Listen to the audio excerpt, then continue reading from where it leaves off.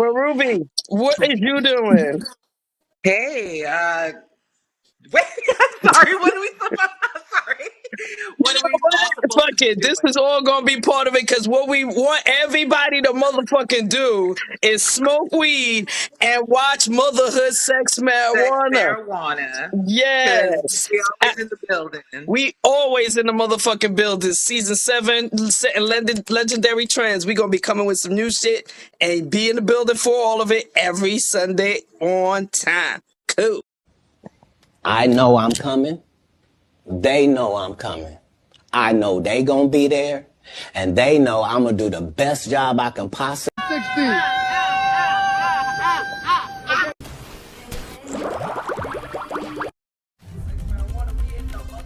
Marijuana. Yes. We always in the building. We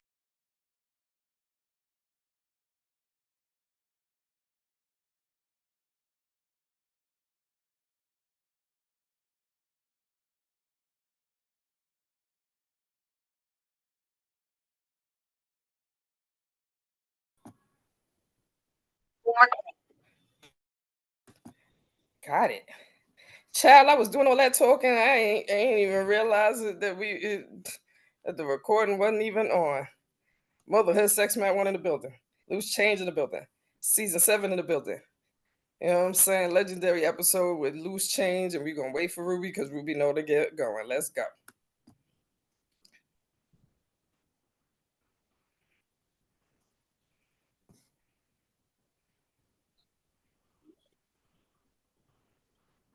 All right, what's good, fam?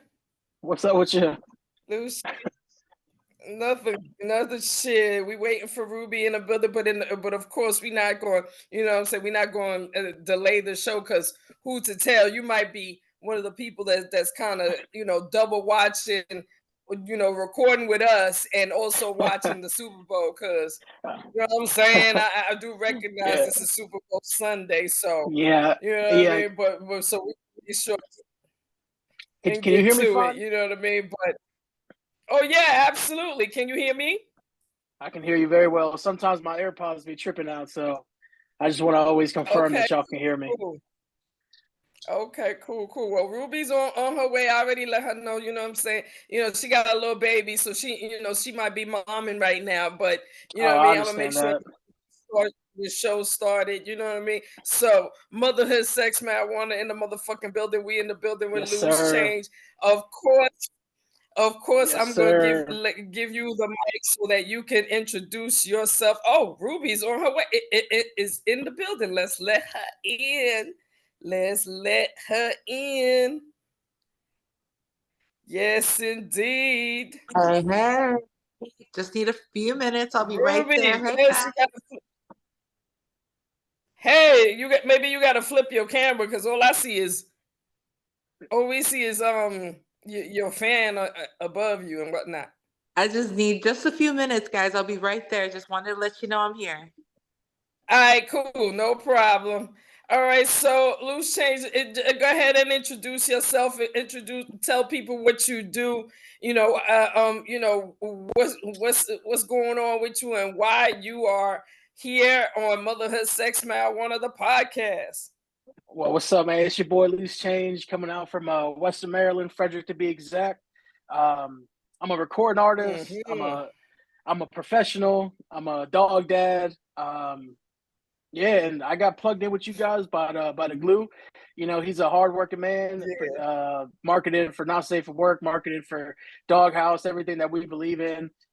We've been connected with him for like almost coming up on like almost 2 years. I want to say maybe a year and a half or something like that. And he put me on to you guys. He said that y'all was real live people. Talking about things that I like. So yeah, I just wanted to kind of check in and clock in with you guys. And that's what's up. And that's one of the main things we like. You know what I mean? When someone who's been on our show definitely recommends someone else to be on our show because you know what I mean. The name of the game is networking. The name of the game is to get your to exchange audiences per se. You know what I mean? You promote, you'll be promoted on our channel, and you'll continue, and you'll promote this episode when it does come out in season 7. Now, For sure. of course, just to make sure to let you know that yes, this is a recorded episode. We're doing this for season 7, and season 7 is going to drop on YouTube on March 17th. This will be, I believe, will be the 5th episode. You know what I mean? Of course, by the time we start dropping the episodes, the clouds will be a little clearer. Right now, the clouds are clouding, so I can't exactly remember if you're the 5th or 6th episode, but I believe you the 5th. I'm pretty sure. Okay. So therefore, all you gotta do is count 5. 5 Sundays for March 17th. You should be subscribed to our channel already. For sure. If you count 5 Sundays for March 17th, you'll know exactly when your episode drops. Plus, we'll make sure and send you, the episode link. And of course, if you are on YouTube, your best bet is to send us your YouTube channel so we could definitely tag the channel when we drop this video. You know what I mean? I hear that. For sure. That's right. Now, what's up, Tingz? What's up, my queen? What's up, Ruby? So Ruby is the other half, the other better half of Motherhood, Sex, Marijuana. You know what I'm saying? And she, while I live in New York, and she lives in Portland, so we kind of hold a East Coast, West Coast kind of thing. You know what I'm saying? So, and she's also an artist too. She, you know what I mean? She definitely has a couple of songs. She's a rapper, so y'all could talk that business, that kind of business too. You know what I'm saying? That's what's up. You need. Speaking of business, I'm trying to put it to get my 5%. You know what I'm saying? So that you can do a little 8 bars on his shit, and I get 5% for mentioning it. I don't know, girl. I don't know. I'm gonna give you some. You know what I'm saying? You're amazing, queen. Speaking of business, don't we got to do some first and foremost? Well, shit. Of course, we're gonna do it one more time. 3, 2, 1. Motherhood, sex, marijuana, in the motherfucking building. What's with Loose Change today? Yes. Wow, what an honor. Yes, and it's an honor because I don't feel like people have to blow up to be amazing. Like, you could be a person who doesn't even look for anything but to release and to channel a certain type of energy.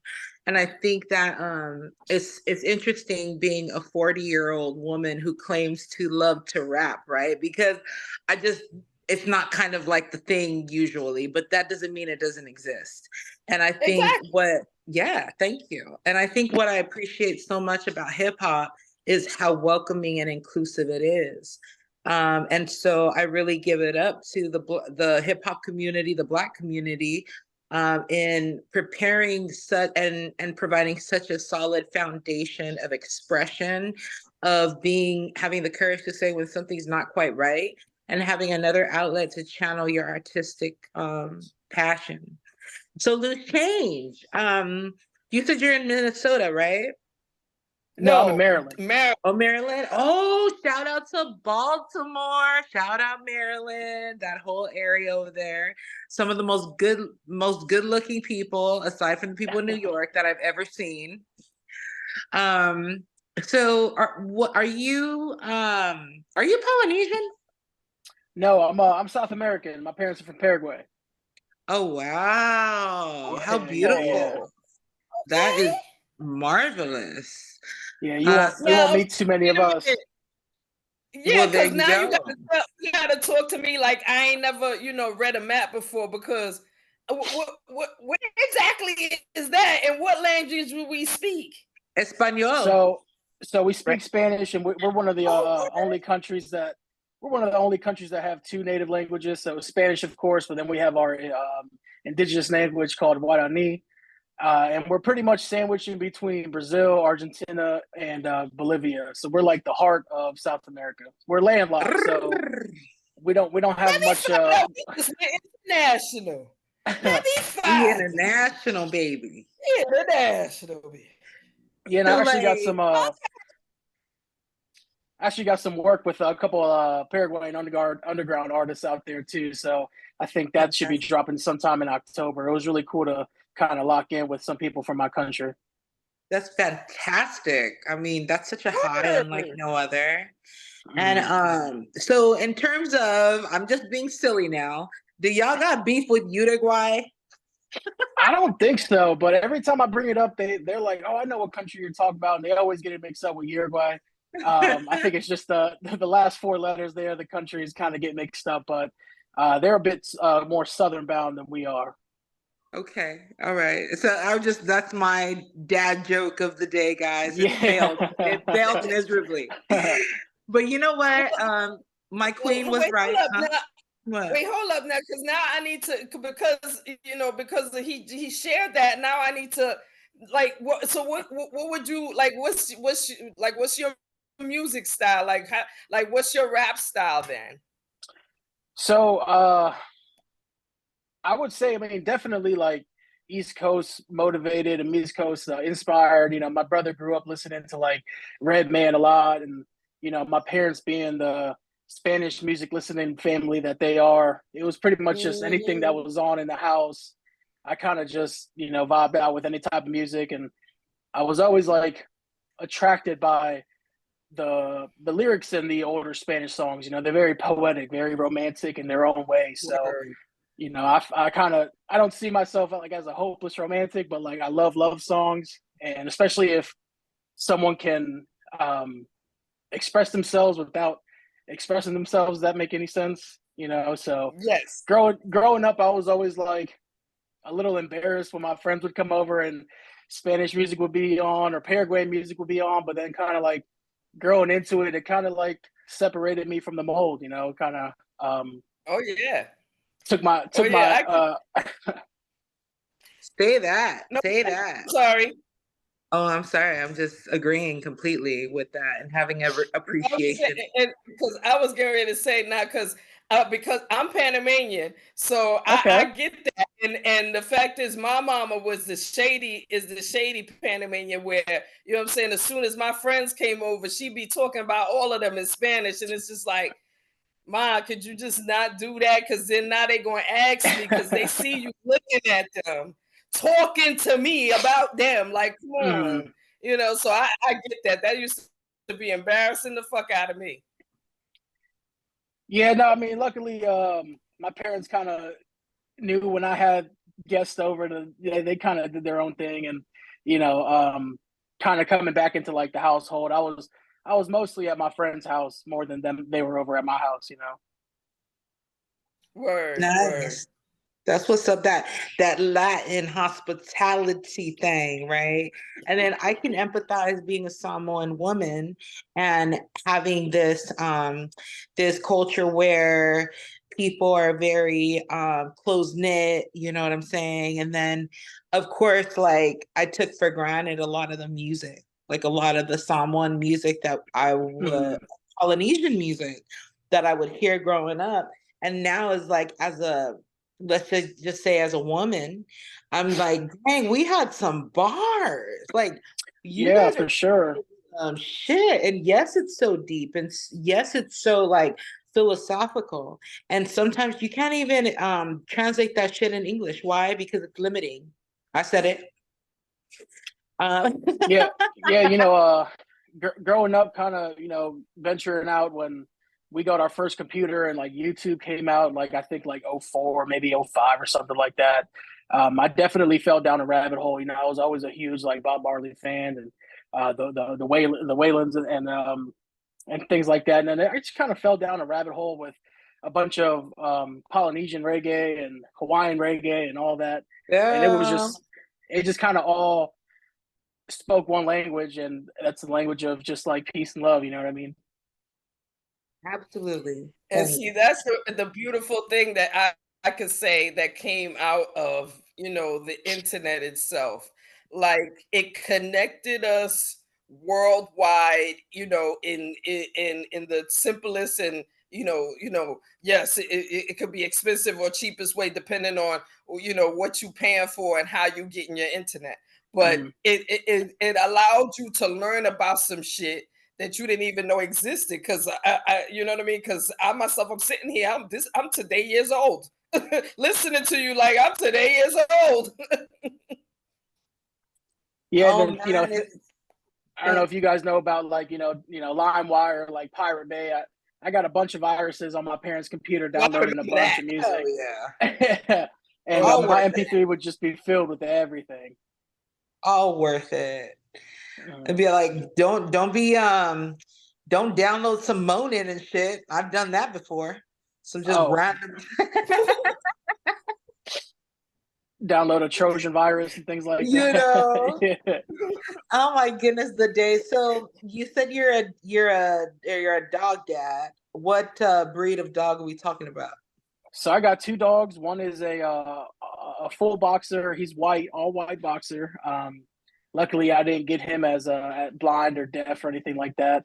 And then the other Mm. one is a boxer Catahoula mix. So I've always had boxers, and I just think they're the most lovingest dogs. They're easy with family. They're protective, but not too overbearing. Right. Interesting. You can tell a lot about a person by the type of dog they have. And so that's why I Mm. asked that question. And also the kind of care that the dog or the animal receives, the pet receives. It's just very telling, you know. And so, okay, so we're in Maryland. How long have you been making music for yourself? Really since the pandemic, I really took it serious. I was at home a lot, and I had Mm. I had a little bit of extra money laying around, so I was like, "Hey, I'm home. Might as well get myself a little studio set up." And my close friends were always making music, and I wanted to make music with them, but in a room full of people that are already almost used to the atmosphere, it's kind of weird breaking out that box and being yourself. So I had the comfort of my four walls to express myself the way I'd like to. And then, Right. luckily I had the support and the engineer and the producers one call away, and it was all just like, hey, let's actually try to take this serious and see where it goes. So Mm. coming up I on feel that. coming That's up on amazing. coming up on 4 years now, and like March will be when we kind of Huh. started everything. Yeah.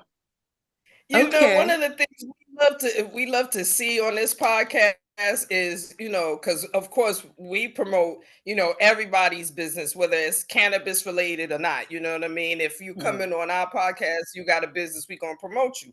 But one of the main things we definitely like to see, or at least I could say I like to see, is businesses that started out of the fucking COVID, because it's like, what I mean, a lot of people were probably sitting around like, first of all, whatever I'm working at, might be on some foolishness, might turn around and shut down, and I got to figure out how to make some money. Or or right around that time you said to yourself, hey, fuck that, yo, let me see if I could, what I'm saying, I see people popping off with their own businesses and doing a little something. Let me see what I can do. You know what I mean? So, but for you, I'm also wanting to know, based on that, is music and based on how we hear everybody talking about music and how music is no longer making any money and things of that nature. Like, are you being affected by that, or are you finding a way to make money, or is it just not about money for you at all? Yeah, it was never about money. I feel like whether you're a business owner or an artist or whatever type of expression you want to, supply to the world, you got to kind of be a little delusional, and thinking that someone is going to listen, or, someone's going to take 40 seconds out of their day to actually tune you in. Mm. But, luckily it was one of those situations where fortunately I do have a career aside from my hobby. So it was never something that it's like make or break, or I got to do this. And that kind of gave me the leisure of having more fun with it, having more creative, um, I guess, having a bigger creative box to say, hey, let me just express myself. That's all that really matters at the end of the day. Sometimes I can't vent to my partner, or I can't vent to my best friend, or I can't vent to my family members the way I can vent with a pen and a pad, you know. And then, I hear it. but that being said, it is kind of weird seeing like your streams add up and something go from like $8, and then in 6 months it's $28, and then in a year it's $120. So it's like it's kind of weird seeing that. I'm kind of just letting it stack up, seeing if it gets to a certain figure before I use any of it. But it's mostly the people I'm meeting as well. You know, I feel like, you know, not everything has to be monetary. You know, I could definitely meet people, and I feel like that experience is better than any type of money. You know, if money comes, money comes. But I really like to perform. I'm a Leo, so like I like the spotlight. I like showing my ass sometimes. You know what I mean? Myself, I know what you mean. So, you know, it all comes with something. That's beautiful. You know what? You and I must be like twins or something. Or we actually I'm just saying we have a lot of similarities in terms of the music game. This is one of the darkest and most effed up industries that one could even want to get into. So when you're saying delusion, Exactly. there's levels of delusion. So this is my thought process. Rue, you know that this is the devil's playing ground. Let's just say that.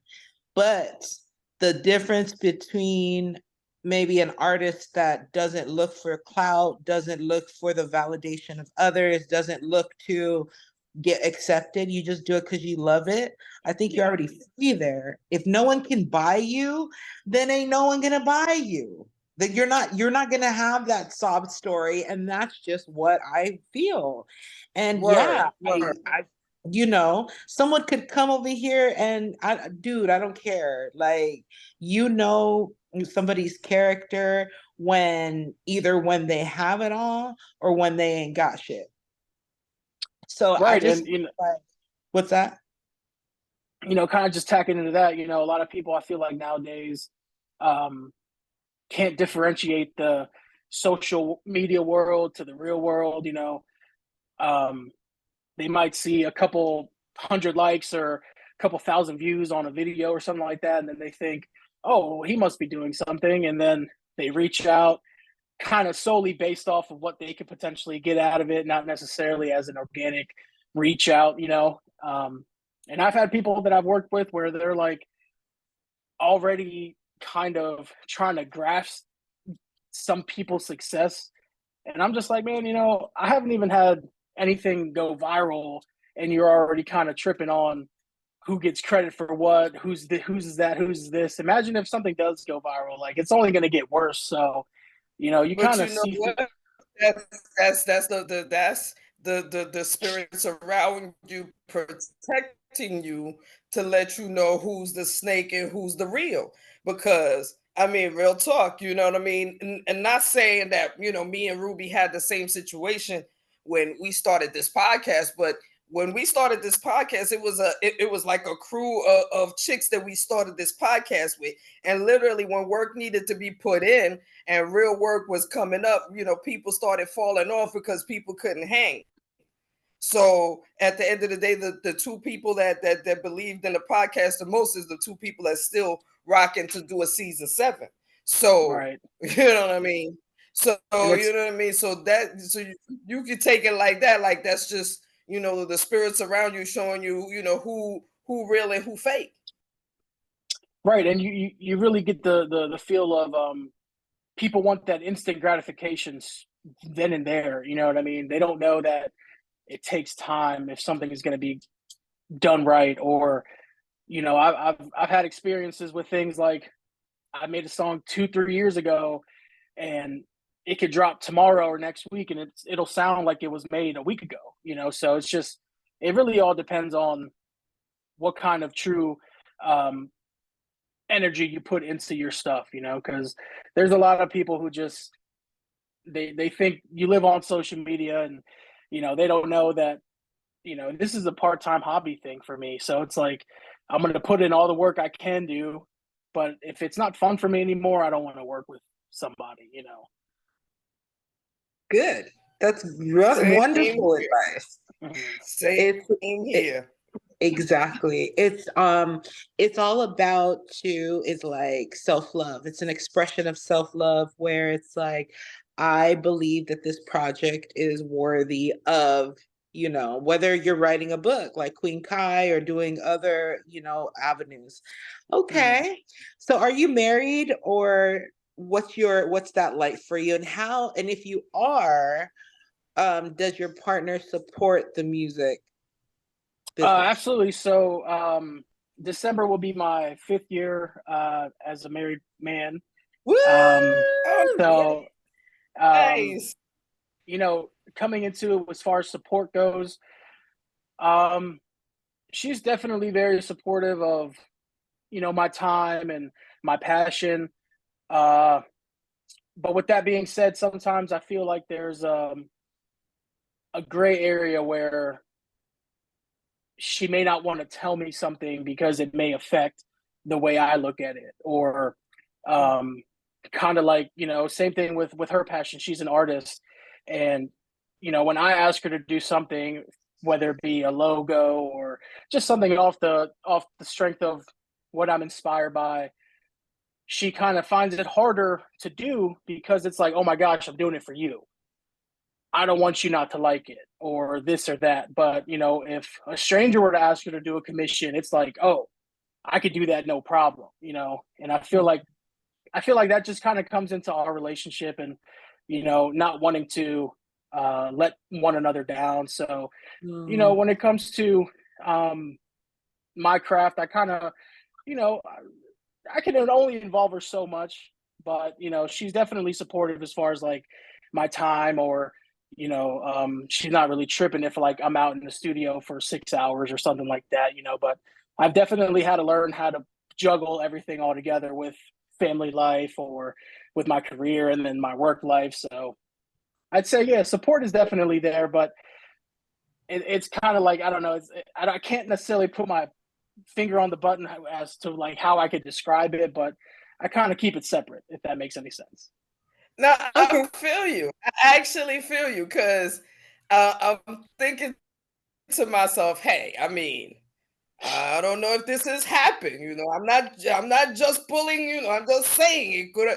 You know, I mean, let's say you drop some bars, and the bars ain't hitting in her ears like they ain't hitting. You know what I'm saying? I don't know. So that would be my question. Would she be the one to say, hey, yo, I think you need to go back to the book and fix that because it don't No, sound good on something. I don't know. You know what I'm saying? I'm saying. With her and my brother specifically, if they don't like it, I think I'm going in the right direction. Because they have their they like their own music. So like, especially like with my brother, like, he's the type of guy where he's like, oh, this movie is awesome. I'm never gonna watch that movie just because we don't align necessarily. So and then she also knows that there's a difference between the surname or the entity of Loose Change and me, So if I say some outlandish shit as a Loose Change, she's like, oh, I know that he doesn't mean that, But yeah, there's definitely some things where I might say some outlandish stuff, and she's just like, "Are you talking about someone we know? Or are you talking about me? Or what? Are you really feeling this natural. way?" Yeah, yeah. It's so natural, and shout out to everybody that has to put up with an artist in their relationship, because excuse me, it's very seldom that you can probably meet somebody that has the same exact interests, right? So never would I say that that's ever like an issue. But as a person who's actually consciously single right now after being in relationship after relationship, it's like now it's a point like, you know what? If I'm messing with somebody, I want them to have a full scope of understanding as to why this is so important to me. Because if not, then you're not the one, homie. You're just not, because, and this is my advice for everybody that has, especially young artists that have their little girlfriends and stuff. It's not a marriage. It's different. It's different. Mm-hmm. But when you have your little girlfriends, it's like, why are you even focused on having a girlfriend? Do you know what it takes to do these shows? And do you know, and I'm not saying we need to be giving into like people at the clubs or anything, but it's like it comes with certain things sometimes. And I personally hate clubs, right? I've done all my clubbing in like 17, 18 years old, okay? So I'm like, but if I can make money, right? If I can go to a venue, rock it out, I'm there. Like, and get free drinks, baby. But I'm not gonna be disillusioned either. It's like, y'all motherfuckers don't really want me. You just want a taste of this poo-tang. Let's be real. Right. You don't really care what I have to say as an intellectual woman. You just wondering if I'm gonna suck your dick. And no, I'm not. So it's like those are ways that I really encourage people to just like be yourself in any forum that you're in. You don't have to succumb to shit. And it doesn't matter that the norm is this and that and this. But what you need to do if you're gonna involve yourself with a partner, make sure that person is highly mature enough to understand what the byproducts can be. You know what I'm saying? Exactly. Because honestly, I mean, that leads to a good question, because obviously you're an artist. You probably do shows. You know what I'm saying? If is there pum pum being thrown at you at the shows? Is she at the shows seeing pum pum being thrown at you, or is she, maybe checking your phone, checking the DM and the DMs?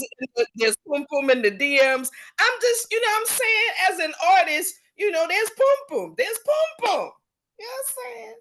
Yeah, I think everywhere. It's everywhere, right? And then once again, kind of coming back into the, somebody might see that person of you and think that's 100% you. But I feel like a lot of discipline comes into play, and at the end of the day, it's like one of those things where, yeah, you could chase it, but is it worth losing the person who's been with you for that long? The forbidden fruit is forbidden for a reason, right? And it's probably going to be good, but is it worth the aftermath? Word, the aftermath, indeed. I mean, and it's all on your values, right? Or like if, let's say, somebody was interested in playing with that forbidden fruit, but their partner wanted to play with it too, there ain't nothing wrong with that, baby. That's actually a win-win. Yeah, I'm an opportunist. Okay. Yeah, for sure. Yeah.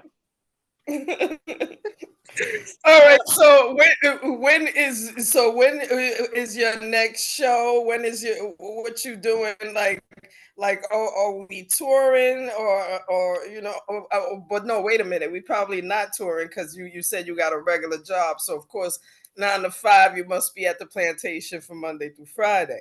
But we can still tour on weekends. Who knows? Are we doing anything on weekends like that?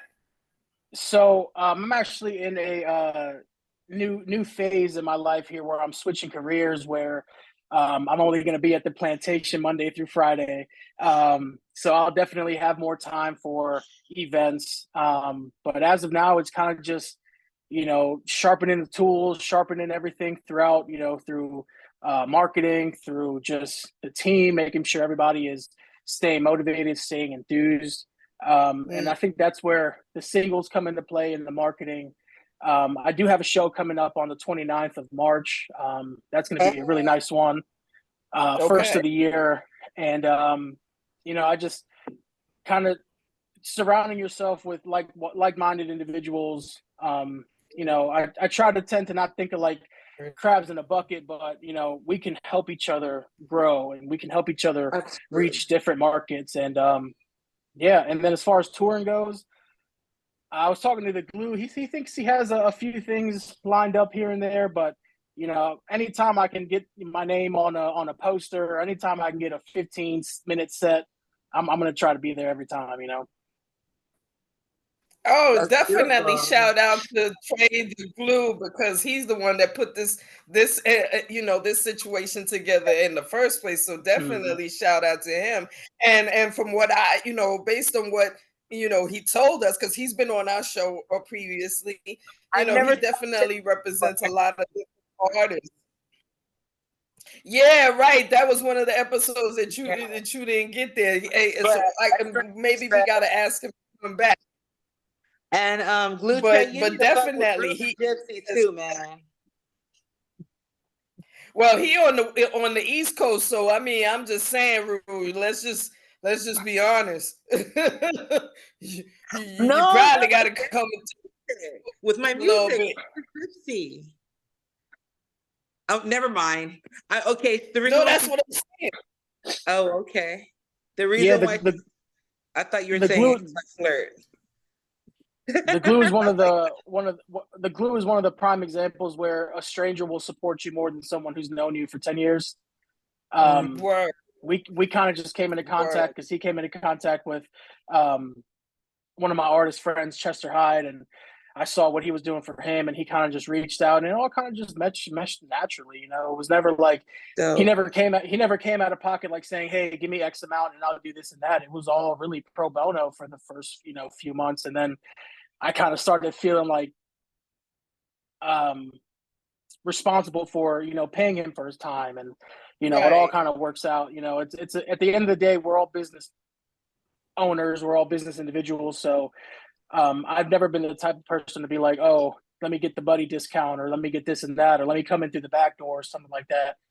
If you want to treat somebody with respect, with somebody that puts work and effort into their business or their craft, you got to pay them their dues. um, Absolutely. Mhm. Absolutely. And the fact is, like you said, what I'm saying, he definitely, gave you freebies for a minute, what I'm saying, before, what I'm saying. So that showed you that, he believed in your craft in order to even give you a freebie in the first Mhm. place. So shout out to him for doing that in definitely. the first place. And definitely the lesson of, yes, pay people's worth. Like, come on now. Especially with black businesses, with up and coming businesses, don't come Yeah. up in there asking them for the buddy discount, because your ass is not going to the motherfucking, you're not, wherever the stores that you shop at, you're not going and asking them for the fucking buddy discount. So stop doing Right. that. Do it like we all got bills to pay. Let's go. I mean, absolutely. Absolutely. And so, with regards to your like familial support, do you find that is your family supportive too, like your extended family?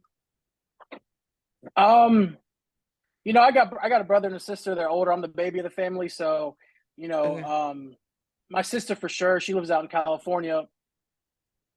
She'll see a song has 15,000 streams or something like that, and then out of nowhere she'll just text me, "I'm proud of you," and that type of stuff. That's really the support that really makes a day better. But as far as like, I usually just stick to myself. I'm a hermit at heart, so it's like if you see me, or if you see me on social, that's awesome. But I'm not really the type to be like, hey, play this or play that, or hey, check this out. I'm not sending out like mass texts to my family. Got you. And now, if you were to open up for any artist that's living today, who would it be?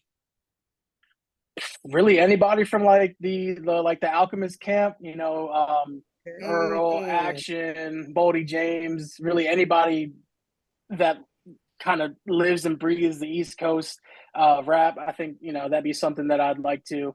Um, as far as like local guys go, you know, um, a lot of love from Baltimore. So like, I'd love to open up for like Butch Dawson or John Wells or someone like that. That'd be super cool. But manifestation is just Oh, believing it, and hopefully it comes. yes, Exactly. like it already exists. And so Mm-hmm. that's fantastic. So, if you were to do a 4 city tour, what cities are you hitting? Shoot, I'd love to go to like Philadelphia, um, Shout out Philly, New York, New York. LA, and maybe like either stuck between like New Orleans or like Austin or Houston, maybe. Okay. Those are amazing selections. Very That's good. definitely dope. That's definitely dope. You know what I mean? Especially because New York, as we know, we're a hard, audience to sell. No, we get critical. You know, we talk shit. Anyhow, but I'm just saying, you know what I'm saying? So have you ever had a situation while performing where, where something like that happened? Not just tossing shit, but just, people not feeling your music? Yeah, my second, my last show last year, it was a local show, but a kind of a bigger name artist, Chip the Ripper, came out, and we never did any type of sound check or anything like that. So when it was time for me to perform, my mic levels were all down, and it was just like I had to kind of improvise the crowd interaction with not having the best vocals or best sonics. And of course, that's when like, intrusively you start thinking, oh, no one's meshing, people are talking, people are walking away. But I've got a pretty good knack of like kind of seeing through the crowd, kind of just making it my world at that moment, and definitely push through and make it happen. But yeah, that was one of the first times where like the sonics and the sounds throughout the performance was kind of like, man, I wish they did a little bit more effort with sound checking and making sure that everything would be okay throughout the performance. Oh yes, those yeah. logistics are so important. And I was gonna say too, what's that? No, I was saying so important, like, you know what I mean? Because that makes it, it kind of makes it look unprofessional. And like I said, depending on the audience, people might, not be too forgiving. No, really. I've actually had a bad performance, and I'm really grateful for that. It was I still got like, hey, you did a good job, but in my mind I know I didn't do a good job, because for one thing, I was out of breath like a motherfucker, and then I was doing too much too soon, because I was doing too much too soon.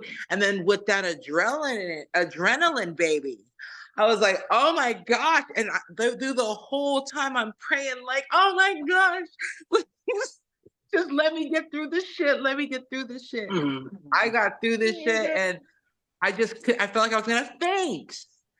So it's like, but on the flip side, when you do have a good, I would say when you do have a good show, and you do, there's just like, it's a high unlike no other, right? Would you agree, guys?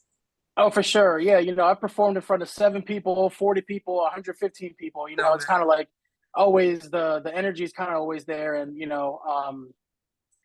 experimental stuff is always something I'm not afraid to do. So one of my shows, we had a live band actually do the background tracks of our songs, and unfortunately the drummer kind of took too many mind altering substances, so he was just like all over the place, kind of throwing everything off, to where it was just like, my gosh.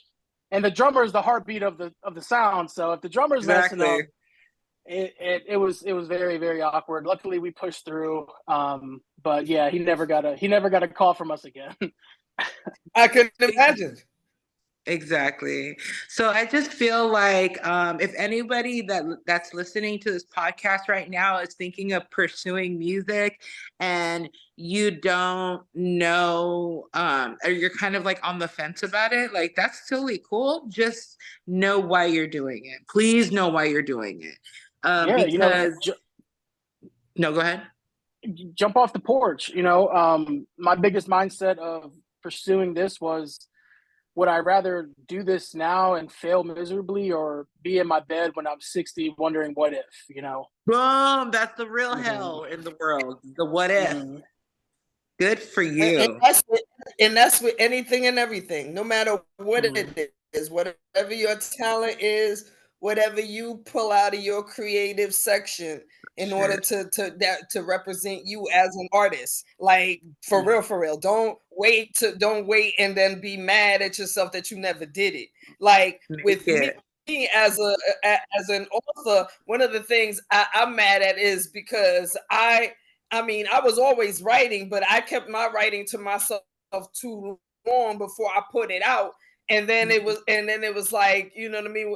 And then when I realized, it was like, damn, I could have been did this a long time ago. So so that's a regret. But the fact is, I got it done, so I'm still happy about the results. But at the end of the day, that's the main thing that push behind that. Like, don't just wait, put it out. Like, and at the same time, like you said before about, you know, sending mass emails to family. Yo, 9 times out of 10, families is the last ones that's gonna support your shit. Real fucking talk. Last, you know what I'm saying? Most times it's gonna be a fucking stranger. So the name of the game is to put it out to strangers, and the strangers is going to tell you what the real is. You know what I'm saying? They're not going to, you know, they're not going to sugarcoat. They're going to tell you what it is. If it's good, if it's bad, if it's indifferent. You know what I mean? So, but the main people that's going to support your shit is strangers. So sending a mass email to your family members, literally, you just don't do that. Well, there's a reason why. There's a reason why people tend to do that. It's not just hating. It's just that it's hard for people sometimes to see you from a different lens. And it's hard for people to see you when they're projecting their own insecurities. And so the last thing as much as I love some of my OGs, like I would never ask their advice on if I should start rapping or if I should do anything, because why? It's not because I don't think they're wise enough to counsel me. It's because they didn't take advantage of their opportunities. Like, you're the fucking best producer that I fucking know, but no one else knows. And you don't, because you're just doing this. It's fine if you're just doing it as a hobby, but let's be real. There's that spark of, what if, like this gentleman said. So like, I never wanted to do that to myself. Like, I even think rapping, like me expressing this way, is long overdue. I've been wanting to rap since I was like 12, but no one knew until I was like 30. And now I'm 40. And it's like, well, and it's like, I don't give a shit what anybody says. I'm going to get this out. And so it takes a certain level of courage to do that. Thank you, Mr. Loose Change. What is a Loose Change about? What's the story behind that? It kind of came up out of nowhere. My brother and I were working a while for when I was 18, 19, and we were driving through the slums of, I think, like Pennsylvania or something like that, and this huge building that was just abandoned had this graffiti tag that said Papa Dollar. And then my brother was like, "Oh, that's funny. I'm Papa Dollar, you Loose Change." And I kind of started just running with it, you know. And then there was one time, like throughout that same week, I had gotten paid and I didn't have a bank account. So it was like one of those things where I would go to a convenience store and cash my check, and I'd spend like money here and there. I have to break a bill, and then just like at 18, 19, have a pocket full of change. It kind of all like resonated with the Loose Change, and, you know, kind of getting deeper. And I try not to get too deep with the name, but, you know, I had a good friend of mine, older gentleman, who consistently told me that the only thing constant in this world is change. And that kind of really stuck to me with, you know, whether it was my career or whether it was this or that. So like, you know, usually when I am just hanging out, people usually just drop the loose and just call me Change. And that kind of also reflects on my music style. You know, I could get deep on one track, I can get personal on another track, I can get you know, a bit more satire on another song, and but it's never just like one thing with me necessarily. That's what's up. We gotta work. I can't wait to see what you've been cooking up. I was in the studio yesterday, and you know what? there's never any excuse, because as we know, studio time is expensive. Let's just be real. But I was able to barter with a very amazing studio that's right down the house from where I live. And they're just good people that and so we help each other that way. And then I have like a homie that can do like the mixing. After I do my recording there, I get my friends to do the mixing for me. So Mr. Loose Change, how much of your work is done in-house, or do you have different departments? It's all in-house, thankfully. Nice. I got my friend Chester Hyde that does a lot of engineering and mastering for me. I got another artist of mine that I'm very close friends with, grew up with him pretty much since I came into where I'm living now. He goes by the name Andre Ossett. He produces a lot for me. He does a lot of the mixing for me. And then I got a few producers as well that just over time I clicked up with, and, once again, just sharing the same vision where it's, hey, let's just get work done for each other. There are a few studios that I like going to when it comes time to like more like cohesive thoughts necessarily, what I'm saying. But my only beef with the studios is it's kind of, at the end of the day, it's like going to a barber. He has his method that's been working for however so many long. So it kind of gets to the point where, is he actually going to give me the time and energy that an artist deserves? Or is he just going to throw a preset and make it loud and make it clear and then say, here goes your finished project, And so that's really that's really the experience I've came with, because I've had a lot of engineers tell me my voice specifically, it's a bit airy, it's a bit lighter compared to other artists.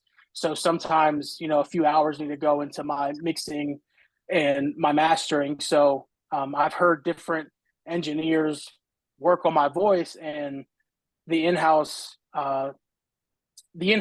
product is a bit better for me, because it's chemistry. I'm not feeling rushed in the studio. A lot of times when you go to a studio, you have this 2-hour block. You got to get whatever you can in those 2 hours done. Right. And, sometimes, it might not work, or sometimes, giving your ear a break after a week or two, and you're just like, I feel like I could have done X and X better. It may be another month before I can go to that guy again. So that's kind of where a lot of the demos get done in my home. I've got my microphone, my preamp, my interface and everything. And then as of late, since I've started to have some treatment issues in my house, and especially like with the dogs walking around and their nails on the hardwood floor, sometimes that'll pick up on the microphone and that'll make it a nightmare to mix. I've just been going to my buddy Andre Austin's house and getting things done there. Dope. I like that. I like the approach of, it's kind of like a hybrid, like it's in-house, but then we outsource some things, but still keep it close to home. And then on top of that, I'm also thinking to myself, well, that's it makes sense that the person that you're working with in the studio is working with what style you want them to put down, because it's your project. You feel me? So I mean, all you're doing is helping me to get my project polished. So it's just like a book. Like the editor can't tell me that that the story has to be rewritten. No, you gotta edit what I wrote. You know what I'm saying? You gotta clean up what I wrote instead of you directing my shit your way. Like how does that even work?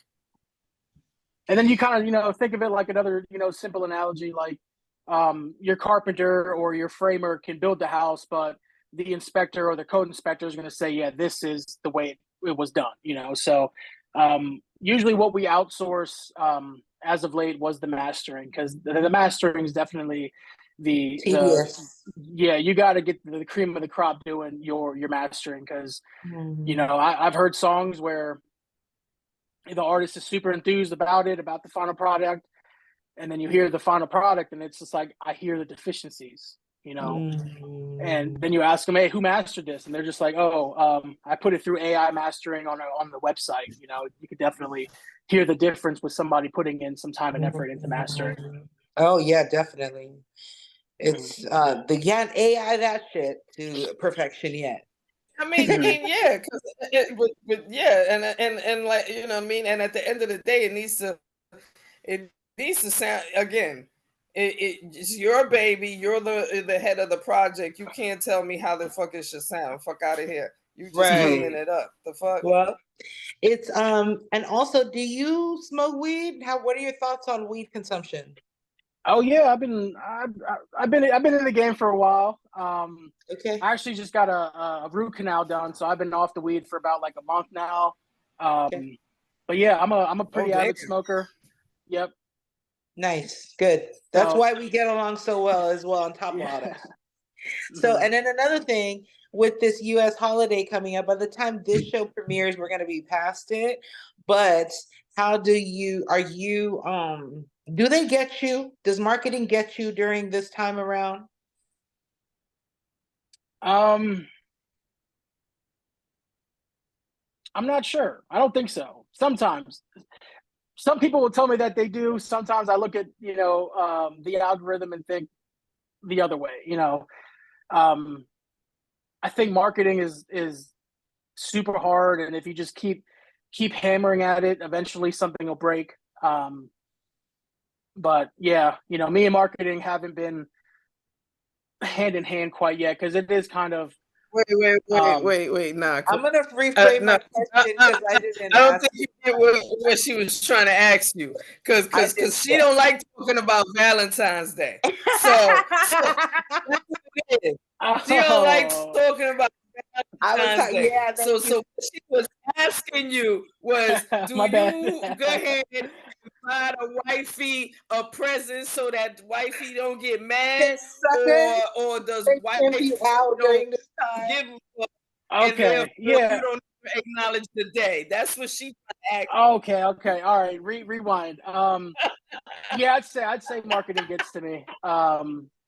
I always like, I like asking, if someone will be my Valentine, even though we've been married for X amount of years. I like making I like making the steak dinner with like the asparagus or the Brussels sprouts on that day. It's just one day where a little bit of effort goes a long way, and usually something comes with the effort too. So that's what I like looking forward to. He ain't stupid. He ain't stupid. He's like, make wife happy. Wife's gonna do what I want her to do. What's going on here? What are we doing?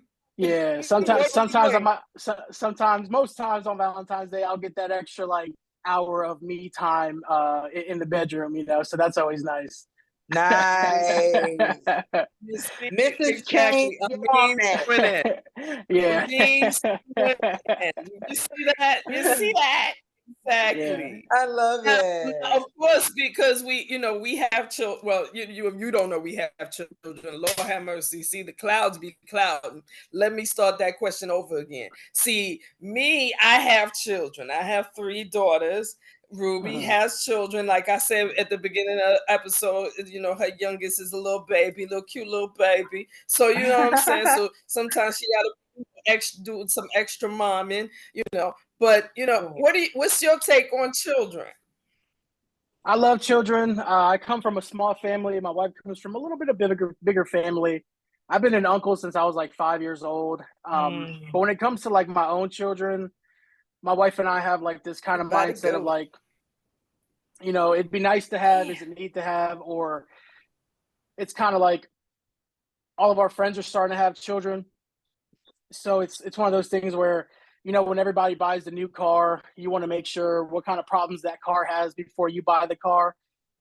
We're kind of right there with it. And if it comes, it comes. My mother really wants grandchildren, but it's one of those things where you can't rush it. I want it to be an accident. Yeah. Don't rush it. And you know what? You guys are actually really smart at that approach. By default, I had kids after I was 32. or 31, but there was a state where I was just like so dead ass trying to have one. And it was like, it makes, just like your analogy, it's like sometimes we have to be like, why do I want this? Do I just want this because everybody else has one of these motherfuckers? Right. Or do I really want this? And never should I have rushed into it. Never. Word. And then, so that's what I mean. So thank you for that. And I think people do have to hear those perspectives. And one thing I hated was when I was past 30 and people was like, why don't you have any kids? Why don't you? You know what I'm saying? Like, I think that's kind of disrespectful. It's like, why do you think I even want them? Because I went up and down with it. There was one time I really wanted it, and then sometimes I was like, no, I don't think I'm cool. I don't think I'm cool. But yeah, anyway, and most times the people that ask you, when you're gonna have it, why don't you have it, they're not gonna help you with it, So it's like, absolutely not. You're pushing with it, and then coming into realization of coming into our late 20s, early 30s is, sometimes people just can't have them. It makes the person who may not be able to have them feel a certain type of way where they feel lesser of a person. So I have friends who unfortunately they can't have children, and every time it's like a stab in the chest when someone asks them, oh, you guys been together X amount of years, how come you don't have children? And then that awkward silence of like us knowing the science behind it and them just asking questions for small talk, and it's kind of like you said, it kind of comes off as rude and just an inappropriate question, in my opinion. It really is. And so I hope that if anyone's watching this, honestly, that you do take heed to this, because maybe you've been in a similar situation, or maybe you're that person that likes to ask questions that are kind of tone deaf. Okay. Right. and see, honestly, those also play into also the questions of, because for me, my at least my last two children were born, after I reached the age of 35, and even at the doctors, they treat you like an old woman. They just oh, because your eggs are older. Oh, because you're of age. All kind of shit that they like to say to people. You know what I'm saying? So it's definitely a stigma of whether you do it before your 30s or after your 30s. It's always somebody. Again, the name of the game is it's always somebody talking shit, and they should just be shutting the the fuck up. They should be just shutting the fuck up. Man. Yeah, and like you said, you're not gonna babysit. You're not gonna help me pay the babysitter, especially when the babysitter gonna be $400 or $500 a week, bitch. Yeah, and I had older parents, so like it was never something that like I put like a deadline to have kids at, But I think baby fever does exist though. Sometimes we'll be there like this and that. But then once the clouds clear, it's like think for our situation, Exactly. Believe me. Take your time. Believe me, dude. I mean, you know when motherfuckers are like, "Oh, I can't picture my life without." No, I can. No, yeah, you and can. That was a lot of fun. Yeah. That shit was fun as hell. And anyways, aside tangents. Do you have any questions, from like for us in terms of like women that might be older, that might, that you might want to know? Okay, lady, chill out. First of all, chill out. But see, no, because if you ever watch an episode of 3 of Motherhood Sex Marijuana, this one, sometimes goes too far. And she don't be, she don't be paying attention to the fact that I got one of these. And wait, you can't see it in the camera. Either way, I got one of these.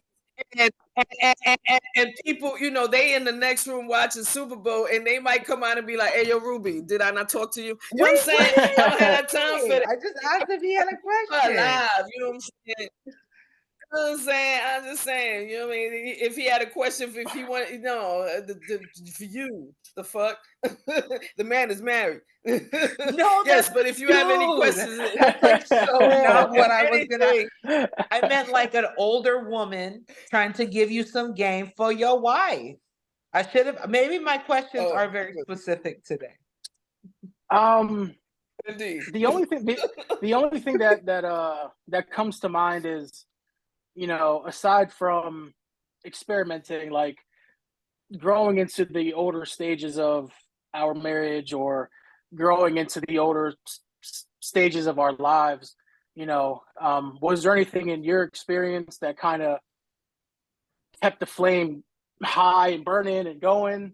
Were there any things that you would say, hey, stay away from this or jump into that? Or like how you were joking about earlier, like, the forbidden fruit might be a mutual thing, you know what I mean? But were there any experiences that you dealt with ex-partners, growing older with them, where it was like, maybe we shouldn't have done that, or maybe we should have done it sooner?